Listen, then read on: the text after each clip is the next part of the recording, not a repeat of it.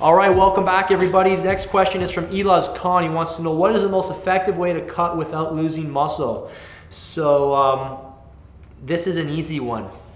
To cut slowly. What I mean by that is we want to reduce your calories in strategic increments only when you hit a plateau, okay? Write this down. Extreme measures lead to extreme disappointment. All right, so whenever you attempt to use a sledgehammer to kill a fly instead of using a fly swatter to kill a fly, not only are you going to kill the fly, you're going to smash the window, bring down the wall, bring down the house. All right, so this is what a lot of people do when they want to lose weight. They go to extreme measures. They start doing cardio 6 days a week. They start they reduce their carbs down to 0, which is probably the most idiotic, unintelligent thing you could do to your body, because you back yourself into a corner and you have nowhere else to go. So the goal with cutting is to make as many changes as possible. And the goal is to see the most change from each piece of the pot, from each thing that you change.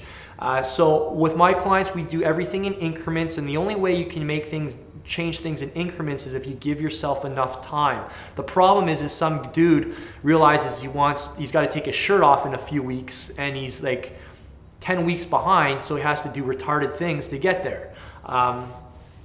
So, he backs himself, he forces himself to, just beat up his body. Give yourself enough time is one of the biggest things. So the way I do it is one weight training, at least 5 times a week, 45 to 75 minutes. Hypertrophy-based training all the way. I'm not a fan of circuit-based training. Tends to use less load, which results in softening up and not stimulating as much muscle protein synthesis. So basically at the end of your transformation, you're gonna look smaller. That's why you see a lot of these popular, infomercial programs out there. People get great transformations, but they're, from circuit style training, but they're just like pretty much smaller, more ripped versions of themselves. Rarely ever do do you see their muscularity enhanced, because they're not using hypertrophy-based programs. 2, we start with the minimum amount of cardio possible. To be honest, you can get down to 10% body fat with diet and weights alone. You shouldn't even introduce cardio. I mean, not that you shouldn't, but you don't need to. If your diet's designed properly and you train hard with weights, you don't really need cardio at all, any form of cardio, aerobic or anaerobic, until you're down to 10% body fat. So there's a challenge for you. And then when we do introduce cardio, it's very gradually. So the workouts are going to be capped at about 20 minutes, probably 2 to 3 sessions a week maximum. And you only add an additional workout, not more time, or we add more intensity once you hit a plateau. And for most guys, that occurs every maybe 3 weeks, 2-3 weeks, before any more changes need to be introduced.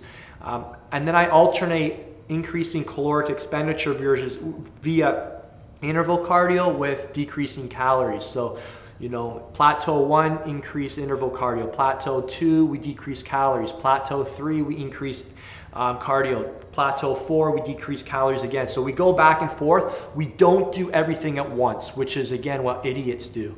Cardio up, calories down, fast, raise cortisol, store belly fat. Why can't I get rid of this belly fat? That's because of your cortisol levels. You've hammered them. You burned out your adrenal glands, too much cortisol now. It's not just a mathematical equation of calories in, calories out, right? Or else you'd see a lot thinner marathon runners out there. You should go to a marathon sometime. You guys would be shocked to see how many overweight people are there. So you got these people running 10 to 20 miles. I don't know, that's maybe too generous. 6 to 13 miles a workout, 5-6 days a week, and they're overweight. You really believe that it's because they're eating too much? Seriously, look around you.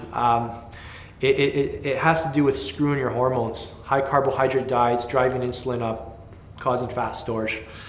All right, so hope that helps, my friend. If you have any questions, post them below, and be happy to help you further, or one of our subscribers, I'm sure, can give you a great answer as well. We've got a lot of intelligent people on this channel who tune in, who help the other members. So make sure you listen to the other people who contribute the advice down below as well. There's a lot of smart people here as well. Talk to you soon.